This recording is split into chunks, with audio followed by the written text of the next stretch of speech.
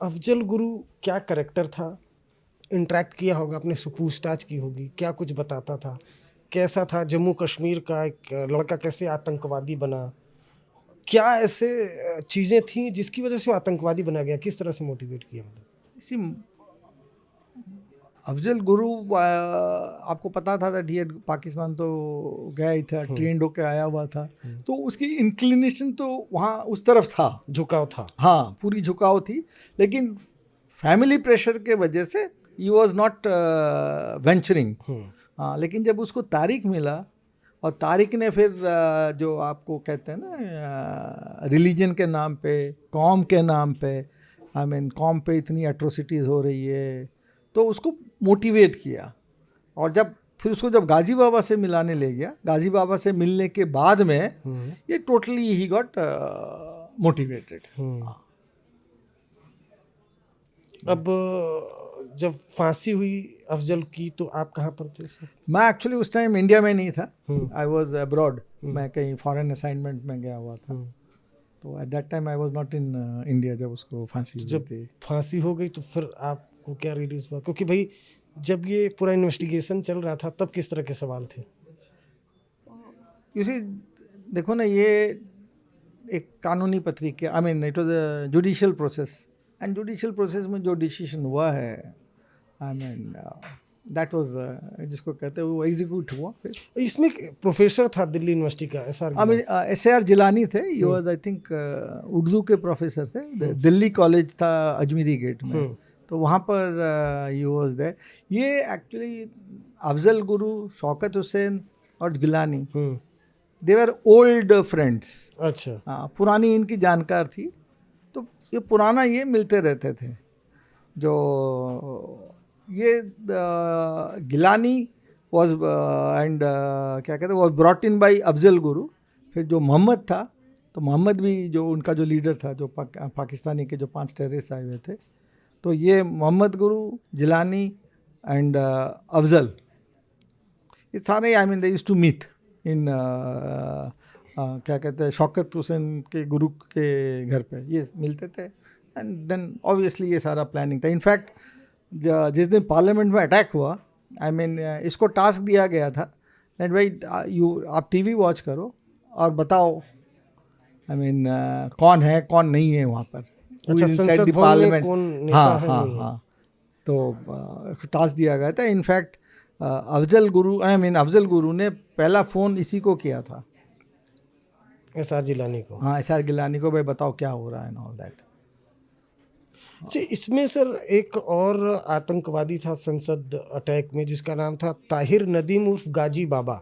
जी, ये क्या था गाजी बाबा सर? तो गाजी बाबा जैसे मैंने बताया, ये हरकतुल अंसार का था पहले, ये was deputy commander of Harkatul Ansar. Maulana Masood Azhar के रिलीज़ होने के बाद में ये जैश ए मोहम्मद में आ गया, एंड जैश ए मोहम्मद में आने के बाद में एंड ही बिकेम दी, जिसको कहते हैं ना पूरा commander of India for Jaish e Mohammed. He was a very, जिसको कहते हैं ना वेरी पोटेंट मिलिटेंट, जिसको कहता है। इसने संसद के हमले से पहले आर्मी हेडक्वार्टर्स पे श्रीनगर पे इसने अटैक कराया था। ओह। हाँ, फिर 3 महीने पहले संसद के अटैक से पहले JNK लेजिस्लेटिव असेंबली पे इसने कार बॉम्ब ब्लास्ट कराया था। हाँ, तो he was targeting national institutions. I mean अगर इस पे आप देखेंगे, the target was the parliament of India, जो हमारा जिसको कहते हैं लोकतंत्र का मंदिर। लोकतंत्र का मंदिर है, जो क्या कहते हैं आपका जो कंट्री का सोवरेंटी है वहीं पर है, एंड देन आपका सारी पॉलिटिकल लीडरशिप वहाँ बैठती है।